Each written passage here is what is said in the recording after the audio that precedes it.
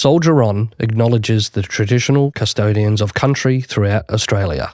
We recognise their continuing connection to traditional lands and waters and would like to pay respect to their elders, both past and present. Soldier On would also like to acknowledge the unique nature of military service and the valuable contribution made by former and current defence members and their families to our nation. Thank you to Legacy House for generously providing the filming space for this episode. Content warning. The following episode may contain personal accounts of service, trauma, and mental health. Viewer discretion is advised.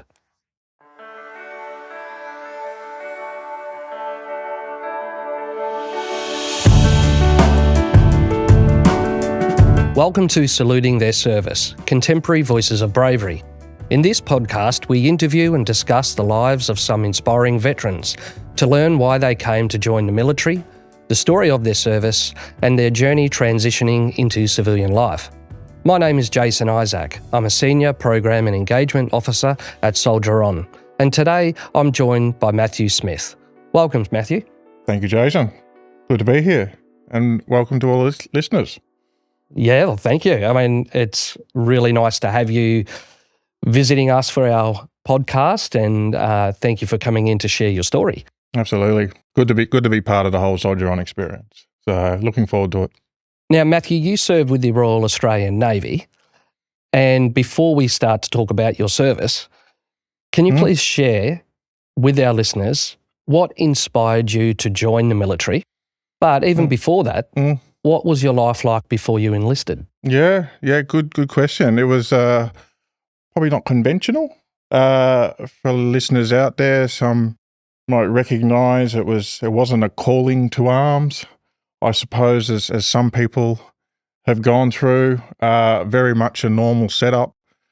Growing up, living with mum and dad and family, going through uni at the time, thinking that was the right career path, not knowing what the big bad world had installed for me, and latched on to, look, it could have even been an advert at the time, something that just would have seen a real option, and the Navy in particular.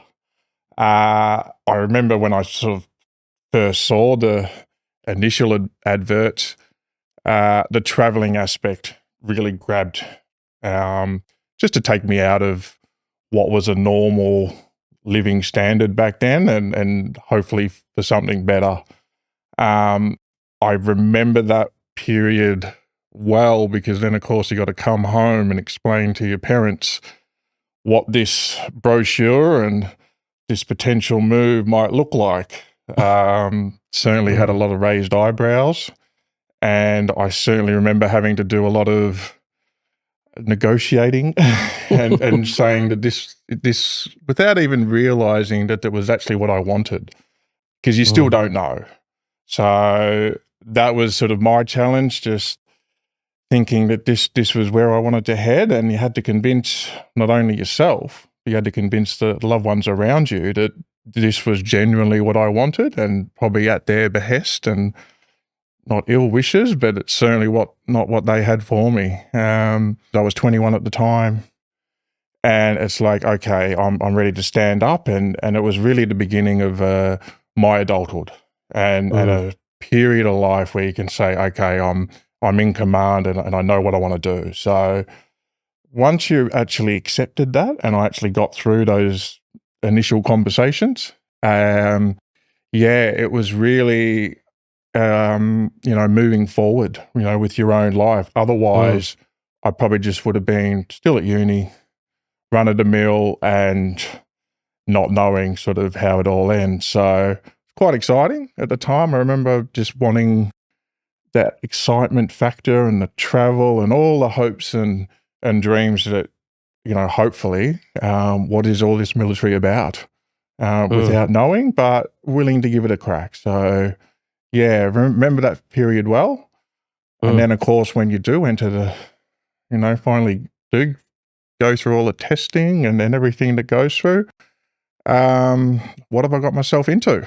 Because, of course, once you're in there, right or wrong or indifferent otherwise, you're in. And that's where it's the sink or swim mentality. And yeah, it certainly takes you on a journey. So when you started at uni, was that like, so you finished high school, you started at uni. What were you studying at uni? It was a business marketing at Swinburne. Business marketing. Business marketing. So not even, and that was only a continuation from my brother because he was doing a business marketing degree at Monash. So I had no idea even that I wanted to be doing that. It was the right thing to do. Parents wanted me to go to university, as pretty much most parents like to see that next step happening. And just realizing that, it's being stuck in a classroom, there's got to be a lot more out there. So I think that part of it, my mind was already looking elsewhere, not realizing it's exactly what I wanted because it's what everyone else was doing and it's probably what parents wanted to do and didn't really speak to me. So hence, if I saw an advert or it would have popped in very easily and I really gave it some thought. So, so you were already on that, I guess, discovery journey from the very beginning. Absolutely. Many people often join the service sometimes straight out of school because maybe they've seen the ADF recruitment team come to their school, do a presentation, and that might put an idea in their mind to go, I would like to serve, and this is the area of service that I would like to go to. At uni, I wouldn't imagine that they would have ADF recruitment team. So your inspiration came from, I guess, your ability to search and look for maybe finding that purpose for what your future might look like. Yes. But then also by seeing these television ads. Tell me, I remember back in the 90s what the television ads, depicted, where joining the Defence Force was all about service. And that inspired me. What was the ad like for you? I remember it well. And the ad actually talked about how the ADF and in particular the Navy members, it's all right, they're just very well equipped and cashed up. And they're even driving a new car.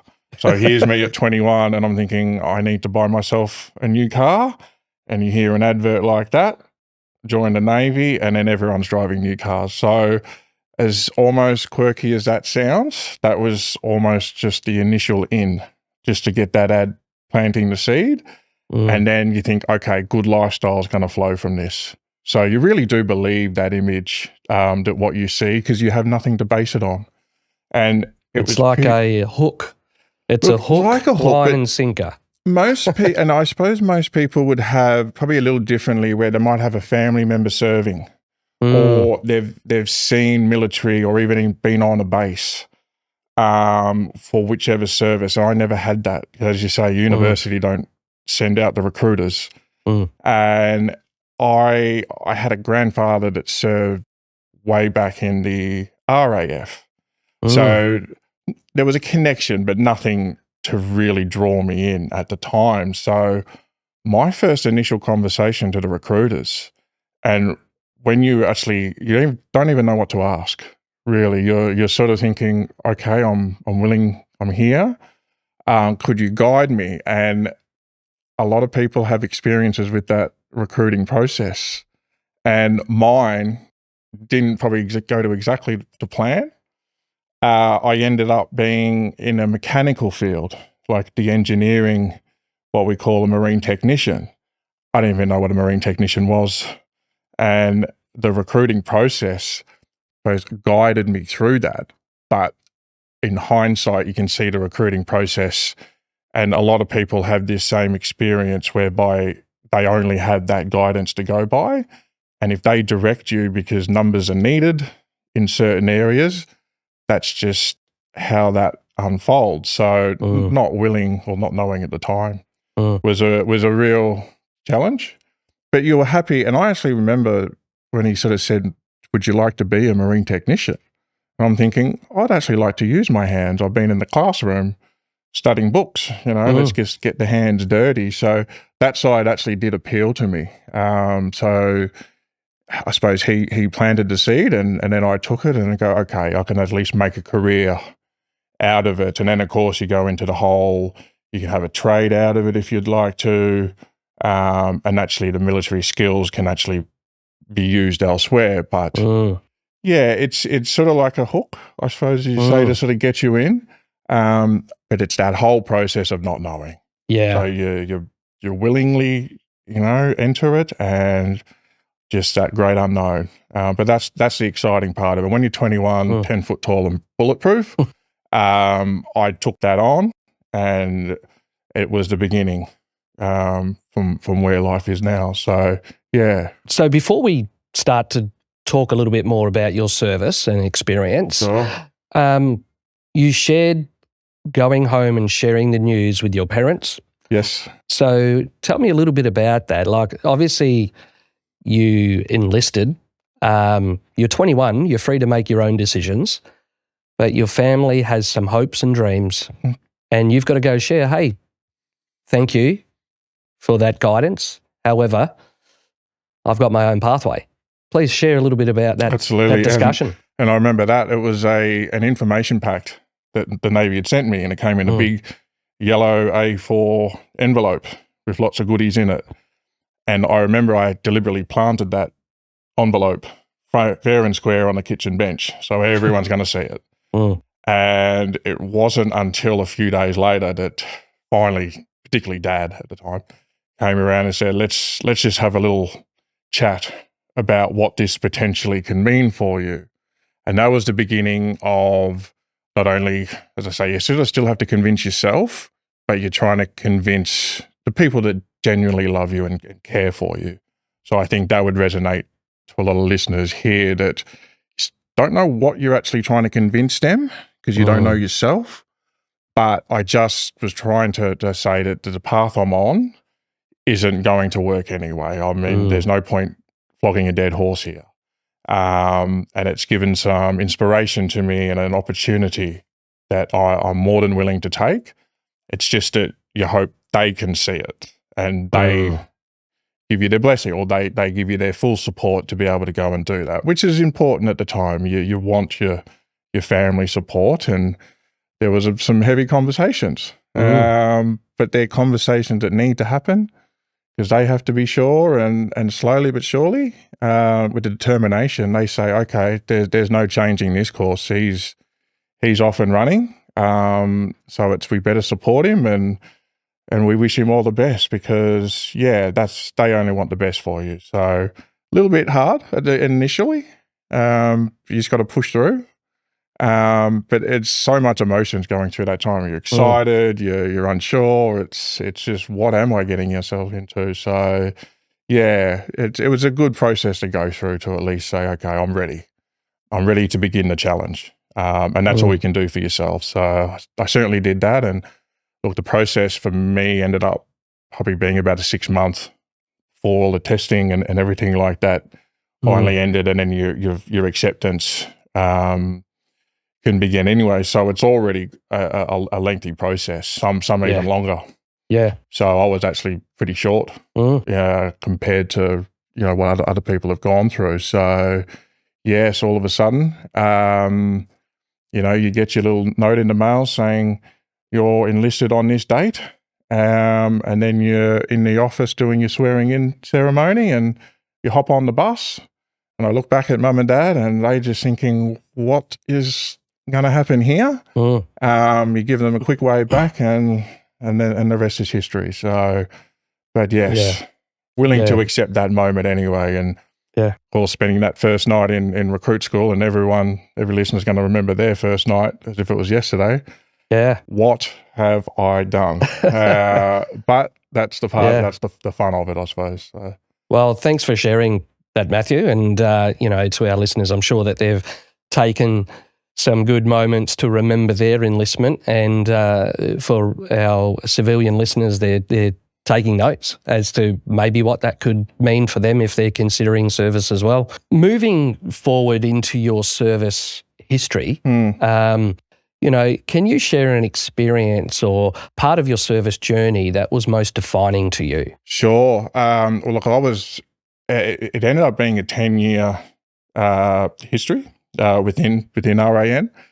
And I suppose the highlights that certainly came through with that is actual active time that I was fortunate to be part of, because again, certainly not the norm. But look, I found myself always in situations where I had my hand up for any extra involvement that got me certainly traveling overseas, and it got me even into active zones. So certainly for me, those were the highlights, and I was very fortunate enough to serve in Iraq and Afghan twice, and plus be involved in other active zones as well. So yeah, it really sort of was the crescendo of where you're actually wanting to head in your military, because that's what it's for. All that hard training and all the physical and everything that you do to get you to a point, and I just wanted to experience it.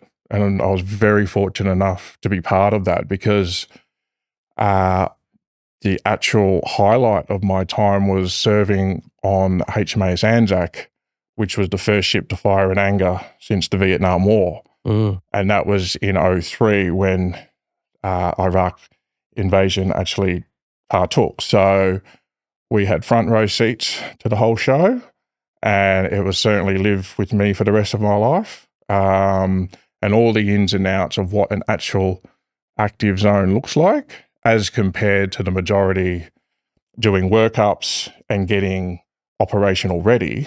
And then there's clearly the next step as to what that actually looks like on the front line. So, and it's different for all services, because many can argue, we're on a ship and we're not on the front line, but like it's very apparent when you're in the area and what you're dealing with and other services and what's going on. And you had to be mentally on your game. You really did. So I take that with me. I take great pride in actually going through that, because not a lot of people aim to go to that level. They're quite happy in the background. They're quite happy doing a normal service role. But I found very quickly that, no, this is where I want to head. And thankfully at the time, there was just so many opportunities to be able to do that. And then look, we can flow on from other things as well, which I take great pride. One of my fondest moments was my very first posting. I was very fortunate because I got to do a decommissioning trip. A young seaman that's just come straight out of recruit school. I meant to just be on ice for the first 12 months until a posting might come along. And our old DDG, which are an old steamship that we had, these were our destroyer frigates. And they were in operation for over 30 years. And it was the last trip that it was going to do around Australia and New Zealand. And I was very fortunate just to get a luck posting. Here it was, additional billet, didn't know what to do, go on board. I was not supposed to be trained on that technology because it was obsolete. So I had the time of my life on that one, and I have very fond memory of that one, because it just goes to show how over 30 years of, we'll call it prehistoric, I suppose, routine, because again, obsolete technology, no one has a boiler ticket anymore. And a very unusual way for the ships, especially the modern ships that we have now. But I loved it. The camaraderie on that ship, it was an all-male ship for all of its life as well. So it was very unique to sort of see how it was and how the military was back then. And to pay it off was just an experience as well. So anyone that was lucky enough to be part of a decommissioning, I would relate to a very fond memory, which I certainly had. And so what does a decommissioning involve? Does it travel around the coast of Australia and the coast of New Zealand? Does it port at different locations? Yes. Is there ceremonies or is there certain proceedings that happen? Yeah, absolutely. Yeah. So once, and my initial taste of the first billet, and I'm thinking to myself, what does it involve? So a billet, what does that mean for our listeners? A billet will be, for the Navy listeners out there will know, but for everyone else, a posting. So the actual billet is the paperwork saying Matthew Smith is now going posting to HMAS such and such. Yep. So it's your official from here to there. Hopefully you've had good conversations with your recruiter and everyone that puts in, and hopefully it's what you want. But certainly there are certain cases where people don't get the billet that they want, and that's certainly another story. But I fortunately wasn't my history at all. So look, my first billet, and I'm on there, and it has everything. It has ceremonies. You get to learn what the receiving of the key to the city is all about, where everyone's lined in their ceremonial, and you do a march through to Brisbane and all these other ceremonies that go on. It was just fantastic to see it firsthand. So everyone gets dressed up in their sailor uniform, and then they go and experience the fun on shore. So it was around Australia. We even stopped off at Darwin, did some exercises, and then we went to New Zealand. And I remember that trip very well, because as we came from Tasmania, the plan was to sail Bass Strait, pull into Melbourne, and then finally sail to Sydney for our decommissioning. As we pulled into Melbourne, that date happened to be 9/11. And everyone remembers that day of 9/11 very well, because we were told, instead of decommissioning, that we were still an active, had the most advanced sea-to-air missile capabilities, and it was almost going to head up immediately to an active zone. So a few thoughts running through our minds when that was all undertaking. As it turned out, it didn't eventuate, because the initial landings didn't happen until 2 years after. So up to Sydney we went, did the whole, which is they roll out the red carpet. I mean, this is the flashiest event that you will ever see. all the brass come, and a lot of the let's call them old timers, a lot of Commodores and a lot of the ex-captains. I mean, they had served on these ships before, so a lot of memories go into decommissioning. So, of course, you had a lot of people expressing their fond memories of when they served, and I was just so overwhelmed just hearing these stories. I only got a little taste of it, but being part of something which doesn't exist now, and as I say, that was by far my best posting.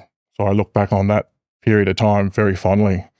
So much happiness. So yes, very, very good experience to go through. Yeah. Yeah. So those experiences sound incredibly impactful, There's a lot of great memories there, but, also memories of highs and lows of, the news about 9/11 and, heading towards, active war zones. Now, for many veterans,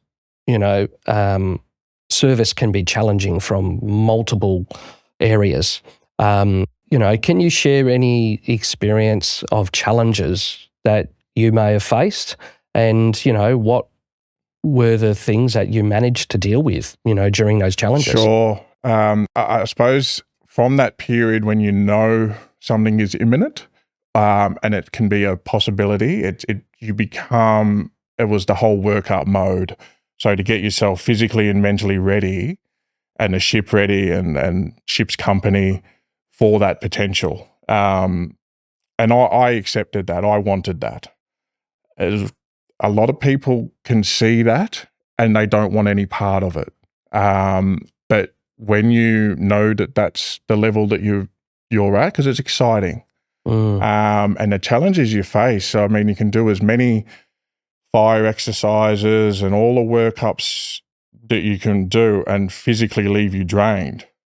But it's what you do after that, because the next step is coming. So it's a constant challenge to just be operational ready. And you don't know what that means, because until the actual siren sound for the very first time when you're in an active zone, that's what triggers that mental side of it, and you're prepared. So the challenges you face to get there, but you're ready. You've got the experience, you've got the training to get yourself through that. Yeah, you're scared. Like, everyone's scared. Everyone's sort of entering the great unknown. But you have to have the leadership qualities that come out from that. When everyone is frightened and not sure what's going to happen, you need to see those leaders step up. And I believe that's where a lot of us did shine in those moments, because you've used all those previous trainings and you can still step up.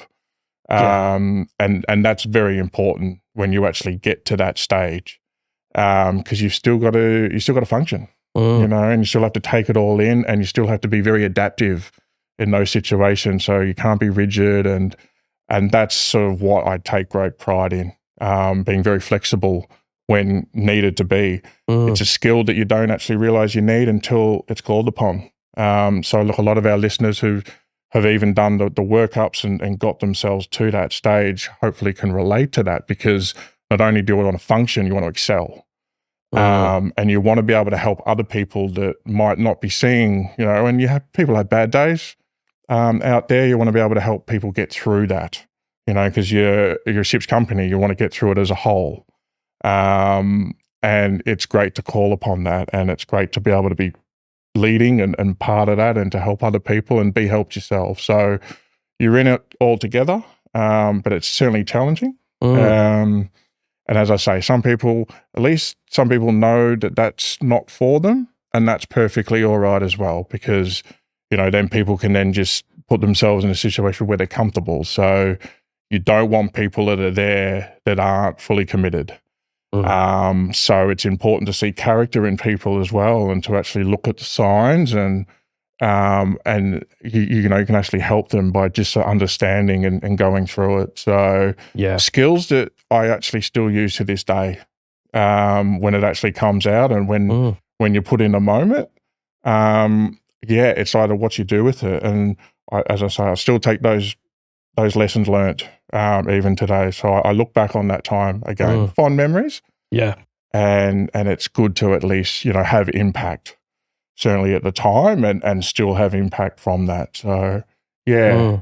Yeah, thanks for sharing. And you mentioned the skills that you've been able to take away. So touching on that a little bit, but also, you were a marine technician, and then you faced a transition from defence. So the time came that your service was going to end, and you were to transition into civilian life.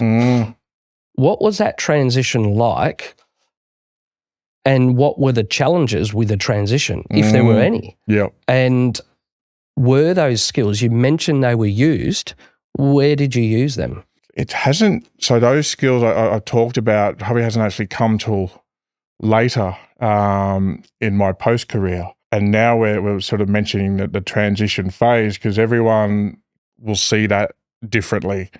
I know when I first thought about it, I was only thinking about it because of the burnout and because of the high frequency our routine was placed on us. So 10 years, and majority of that was away. So it sort of almost forced on you, because you've just got not a lot left. You can't keep going at that pace.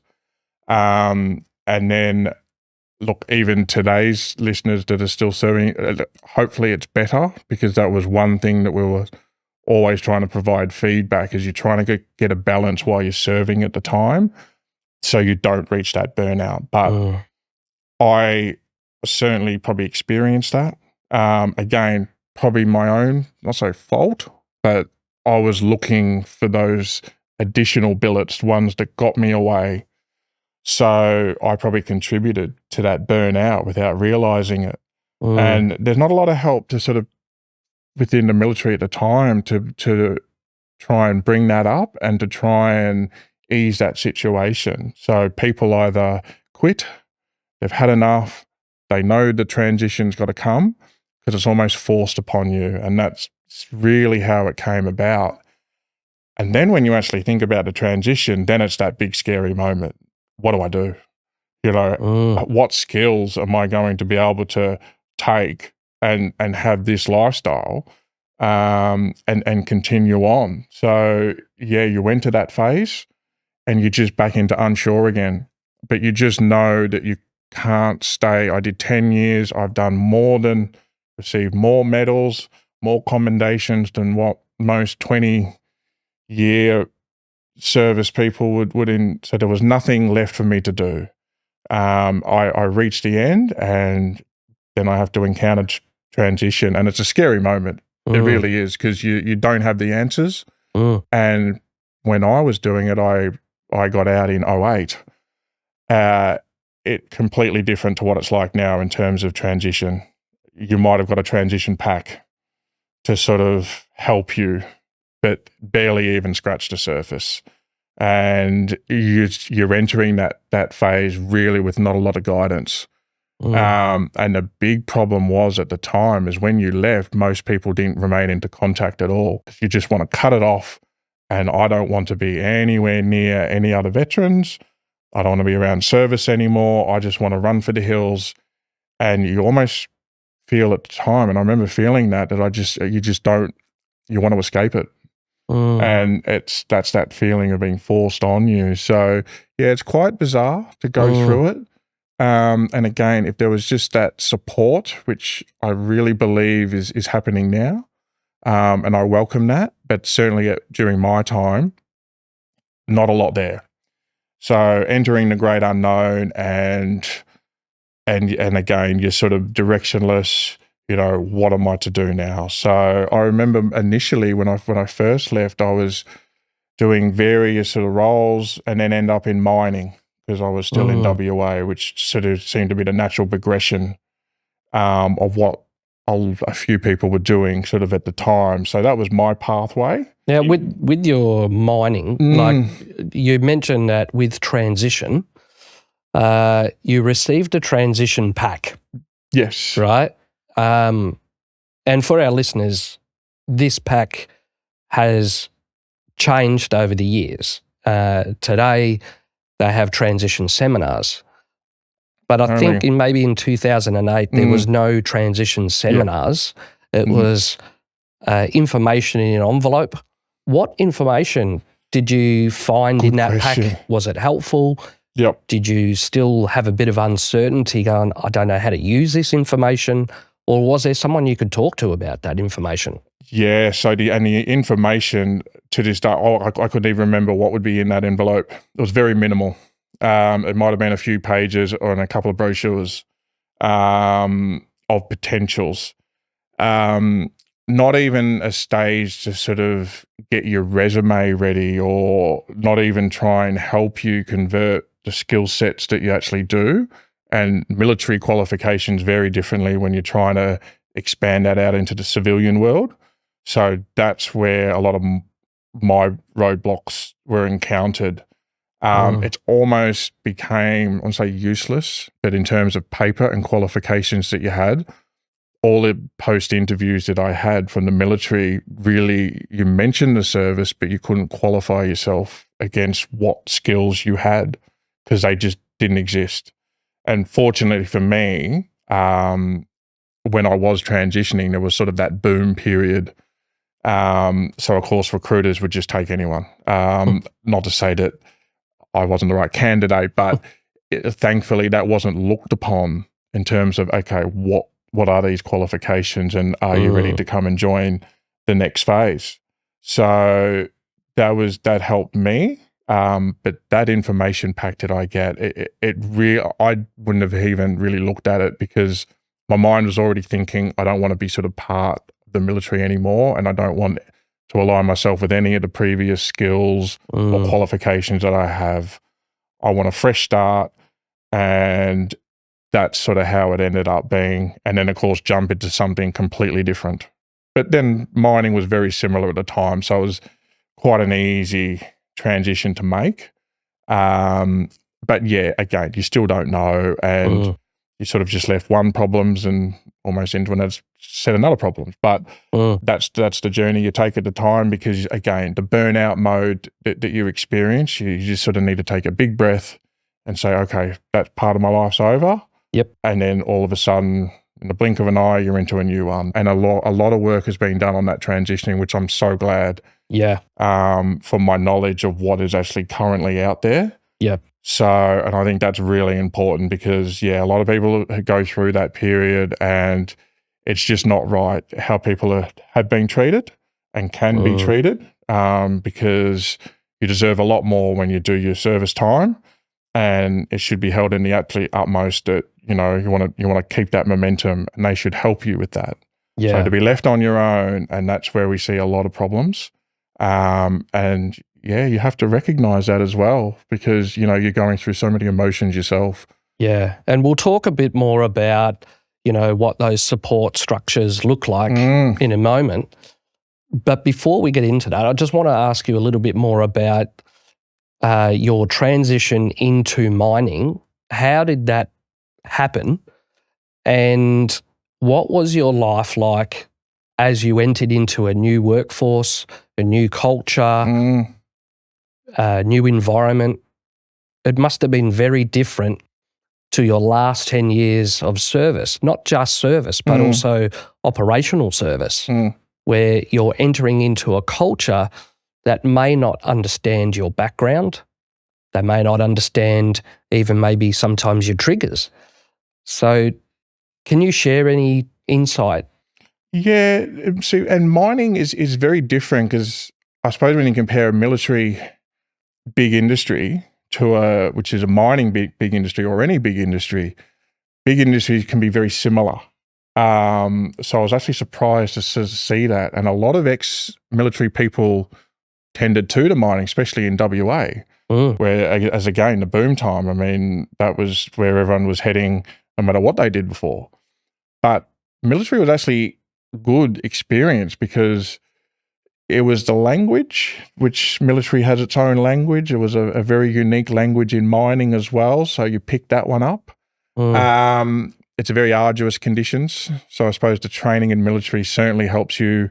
Again, all big industries sort of have those, say, brutal conditions, but it's not for everyone to go through. So those working down the engine rooms for 10 hours, changing out pumps and all of that, certainly put you in good stead for what was to come, working down a mine shaft using explosives. So very, very similar, but again, very different. So you had to sort of adapt very quickly, and that's probably where the skills came into it, because your military skills are all about adapting.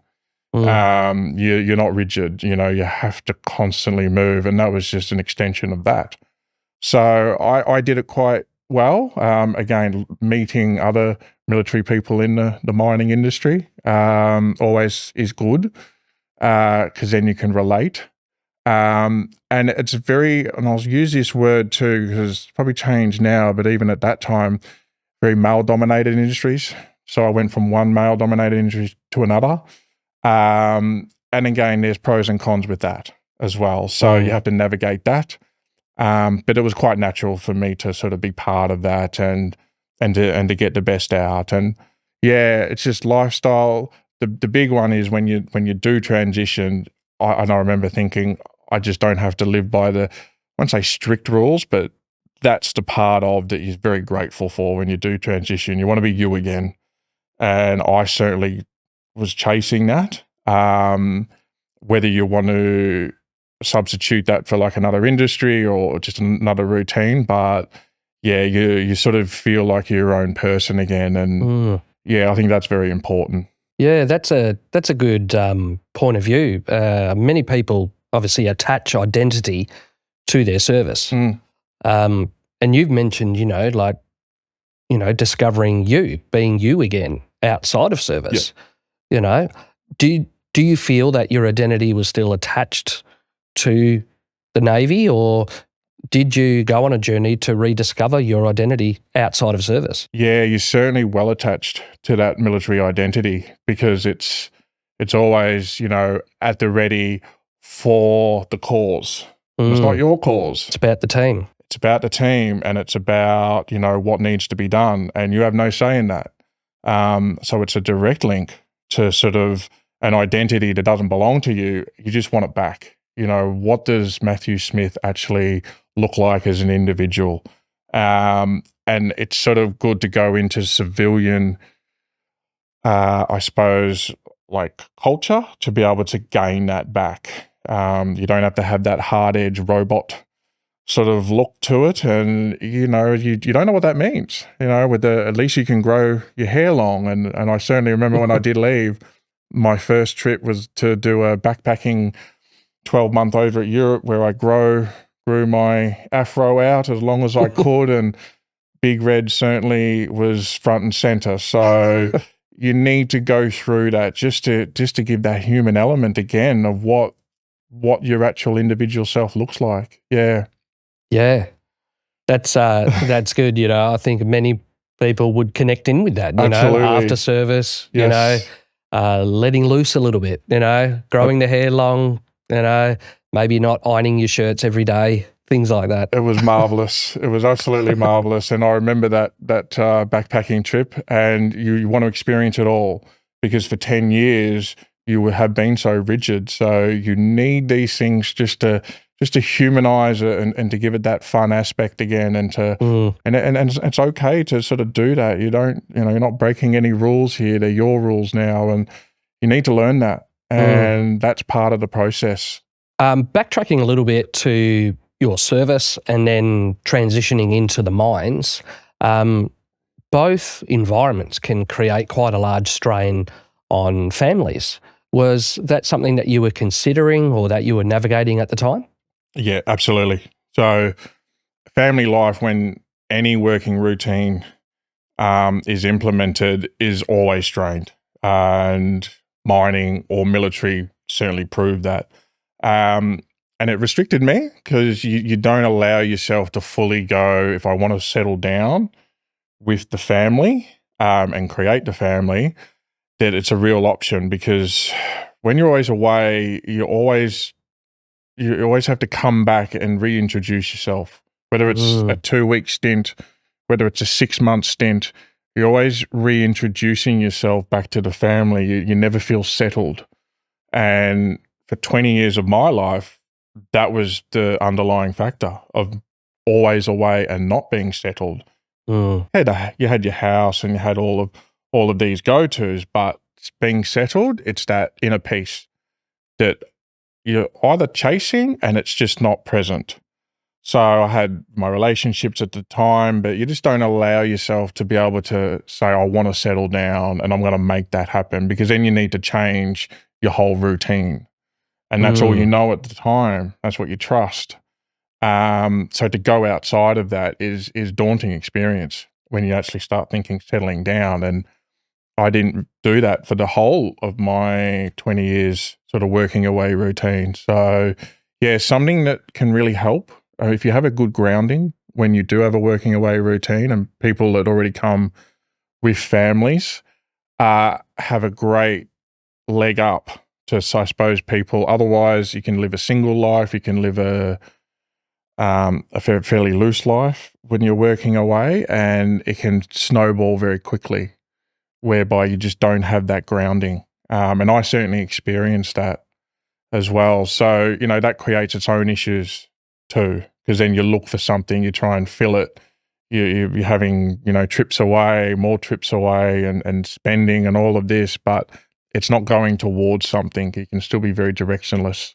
And I encountered that. So yeah, it's a big part of it, actually, trying to get that work and family life balance whilst working away. So yeah, I certainly struggled with that a little bit, because I didn't have that grounding as such. Very important, because it's your own support network that you're really craving.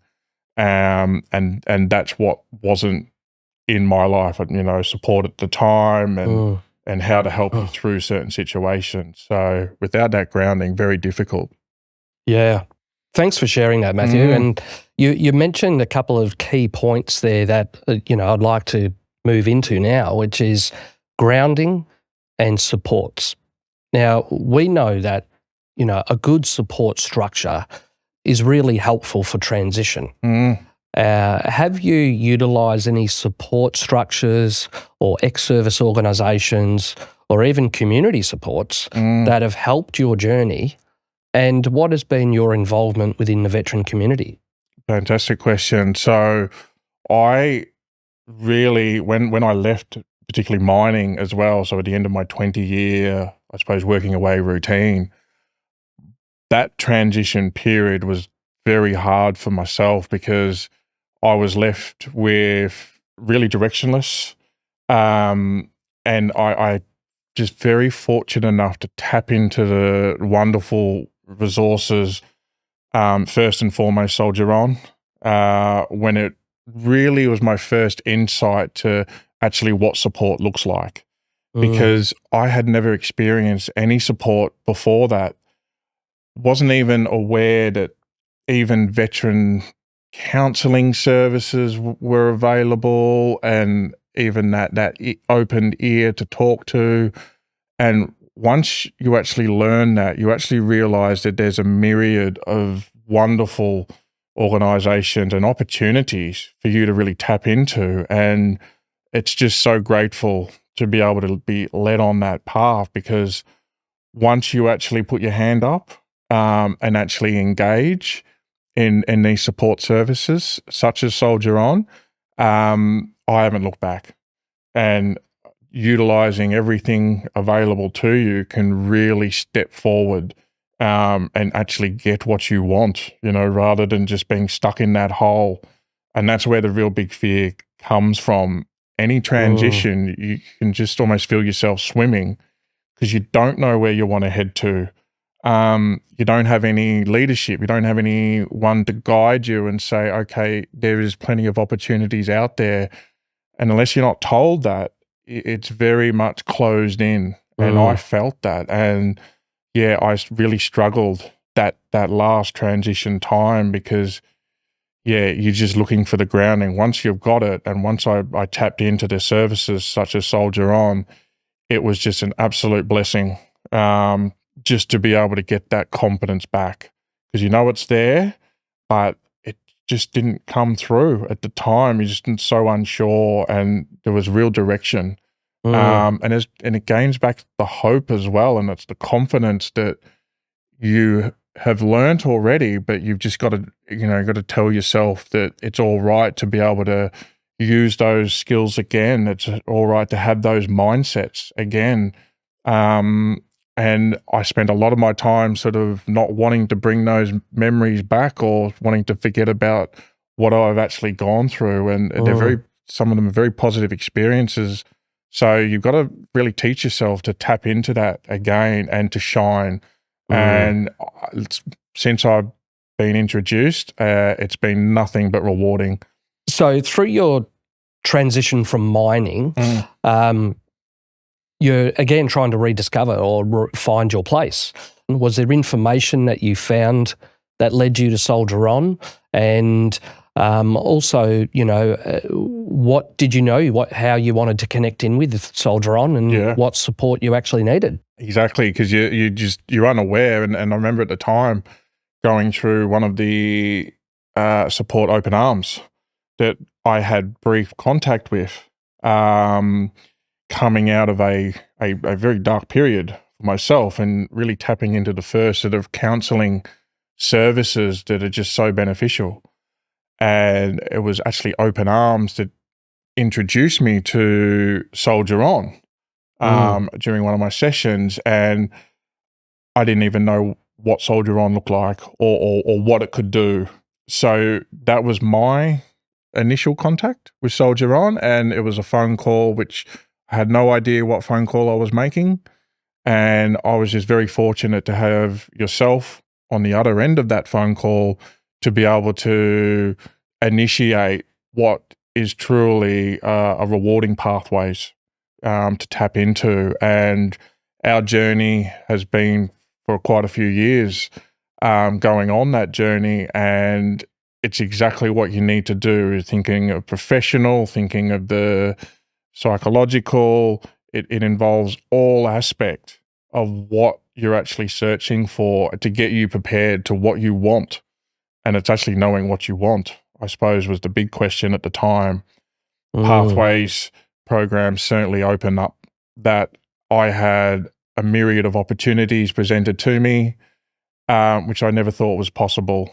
I was in a position to get myself ready through all the support and then to go back into the workforce.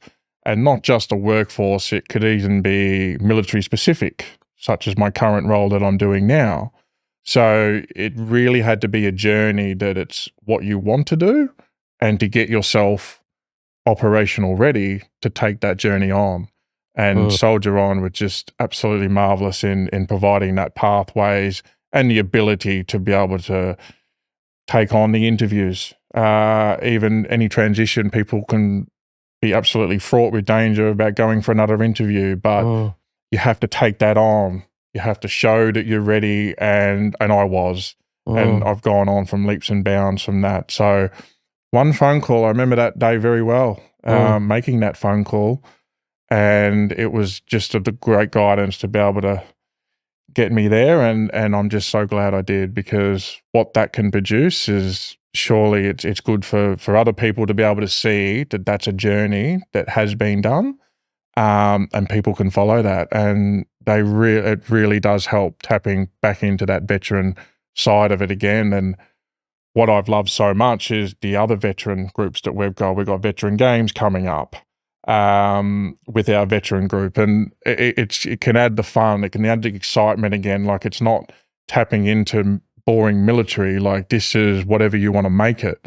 So you can make it fun, you can make it enjoyable, you can tap into that physical if you want to. That's what we like doing.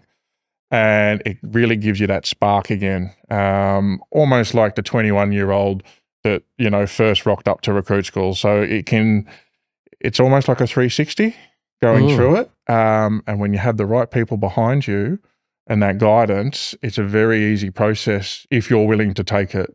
So I encourage all our listeners out there that it's not just, there's so much out there. And again, if you're willing to do it, it's the right step forward. And certainly works for me. You've touched on some really strong and valuable points there, which is great. Our Pathways program, which is now referred to as our career and education program, it sort of stepped you through a journey of discovering where your skills and what your passion and what meaningful employment would look like, connection to employment, simple things like being able to redo a resume and be able to understand putting all your skills, your attributes, and formatting it in a way that a civilian employer is going to be able to pick it up and see your worth and value. Tell me a little bit about the connection from Soldier On to your current work environment. If you wouldn't mind, naming the work environment, maybe what you're doing within that environment. Does the skills from service and mining relate to what you're doing now? Yeah, absolutely. Yeah, great question. So, and I remember going for the pathways, or as you say, career and education, and listing the available opportunities, and whether it was just good timing, because timing always plays a part in everyone's life. And it was the introduction to Navantia, which is a large naval contractor, and looking for the services of ex-RAN.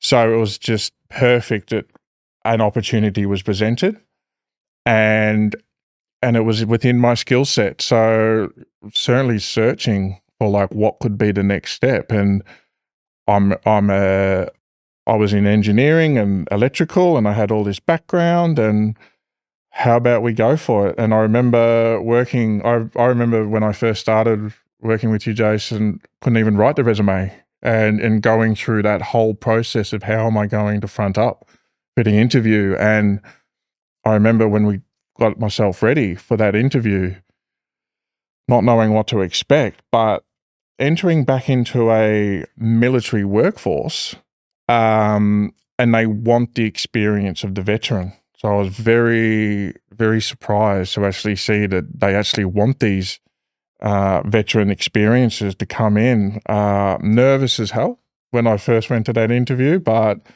our wonderful HR, a lot of companies are doing that are military related, really do value, employing veteran services, and because it does gain so much. And in my current role, it's just led beautifully because now being on the design team that actually builds the ships that I used to serve on, and in particular, we build the new DDGs, guided frigates. So it's almost like a 360 for myself to actually work on the old platform that was the dinosaur and steamship that went for over 35 years to now designing and building the new current fleet that is in service for the RAN. So yeah, it's a very humbling experience to be able to sort of give back to what I do, and I can contribute in other ways that is invaluable in a design team as well.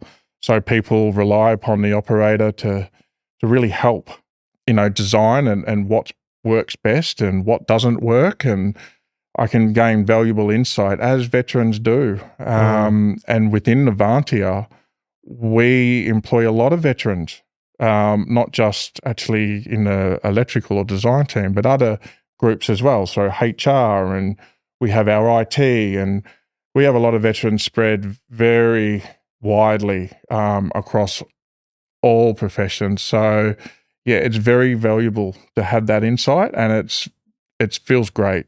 You're getting back to a bit of pride. One I thought was never possible. So I'm actually living proof that you can actually give so much back, and I also enjoy the fact that I can do it without having to go through the serving on the ships itself. So it's a very unique aspect to be able to play out, and one I'm very excited because it continues to grow. I mean, as we're talking about a modern workforce and a modern Navy, or all military, we really have to utilize the technology to be able to be implemented, and I love it. So there's so much more room to grow. You've got so much more learning to do within this space as well. And it just gains an insight that I can still contribute, and I'm still part of it. I'm actually contributing back to, almost feels like my Navy days again, and getting back to that good feeling of what you're doing feels right, and it's not lost. So it was exactly where I needed to head, and I'm just thriving in the current role that I'm doing, and continually supported by all the veterans around still. So wonderful HR, and of course everyone can really add to a growing workforce. So willing to do my part, and yeah, it just feels really good to be part of that. Do you feel like you've got a sense of purpose and meaning back again? And, yeah, absolutely. And it's one aspect that a lot of transitioners really search for, because you want the meaning, you want a reason to get out of bed. And when you don't have it, and look, a lot of, if listeners are out there can relate to that, getting that purpose, or at least just your self-purpose back, that what you're doing is not only worthwhile because you're part of a bigger picture, and then you get that's the purpose. You're doing it for yourself, and you're doing it for the people around you. So it's really good to feel that again.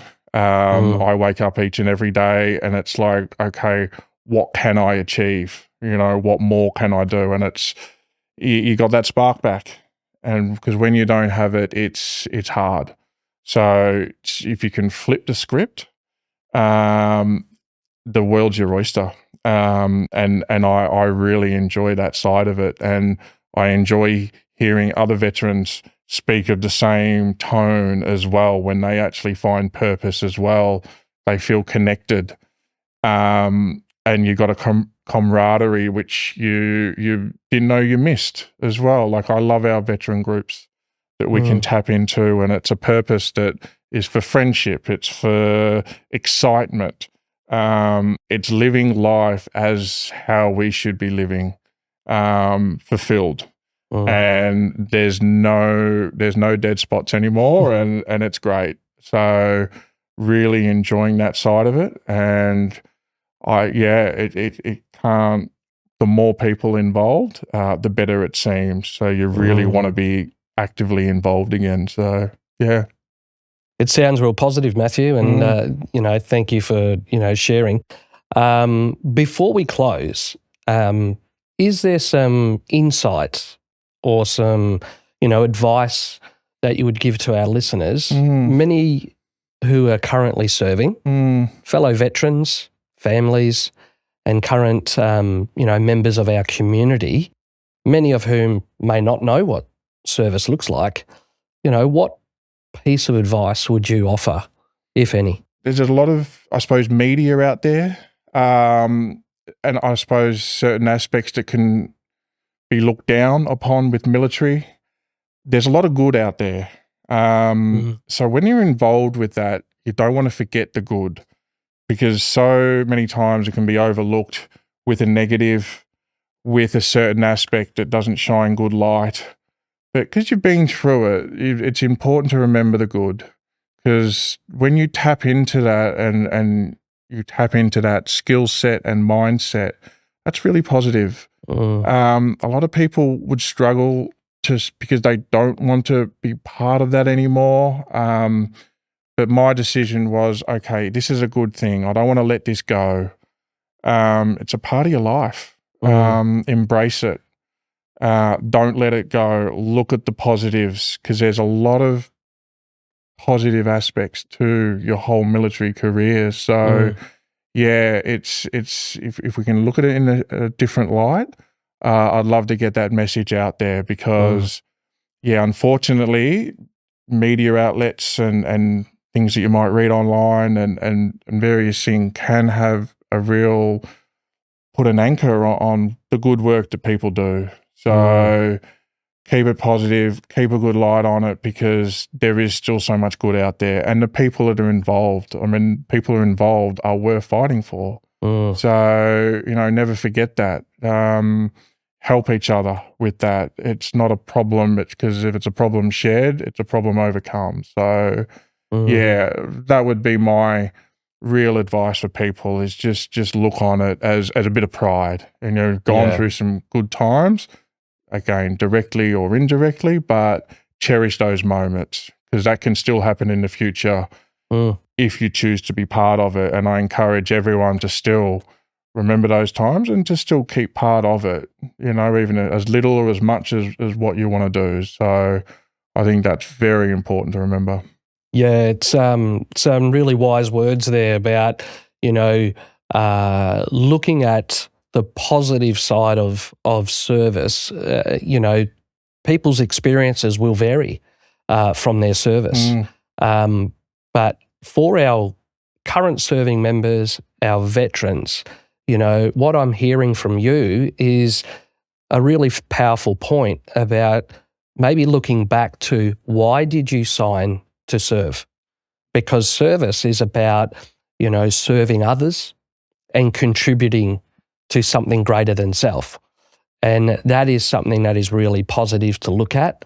For our community members, it's understanding that unique nature of service, that every person that serves is a family member, a brother, a sister, a father, a mother, someone that is decided to serve the greater good. And, that's a really good positive message to, play here. I think it's really important that we look at those things. Like it is, and then you remember the time when you're in, and it's the whole community around you at the time. And again, directly or indirectly, so much, I suppose so many individuals make up that. It can be very positive. So keep that in mind. It's not all bad. And if you take away what you want to take away from it, and to step forward from that is a good challenge, but it's a worthwhile challenge, because we're both living proof that we can go through, Everyone goes through hard times, but it's what you do with that, and it's stepping forward from those tough times. And again, that's what we're trained to do. That's what we've been here to do. We've already gone through that, put it into play. And if you can bring it back to exciting for the individual, the world's your oyster. And others genuinely feel that. So in a few weeks, Jace, when we go up for the veteran games and more teams are going to partake in it, that's what's going to remind us, this is part of our new community now. And It's growing and growing almost year after year. So it's exciting to be part of, and the stories and the photos that will come from that give us all great joy to do. So, yeah, there's more to the journey and there's more to the story. So I look forward to partaking that with everyone that I've met along this journey, and look forward to doing it. Yeah. Matthew, thank you for sharing your incredible story and experience of service with us today. Thank you very much, Jason. Love to be part of it, and good luck in the future. And to our listeners and viewers, thank you for tuning into this episode of Contemporary Voices of Bravery. We look forward to you joining us for our next episode, where we'll look at another veteran and family member's journey and career beyond service. This podcast is proudly presented by Soldier On. Soldier On is a not-for-profit veteran support organisation delivering a range of services to enable serving and ex-serving veterans and their families to thrive. Should today's podcast elicit any personal concern, a list of support services can be found in our show notes. Saluting Their Service, Contemporary Voices of Bravery is a production of Art Videography and Soldier On.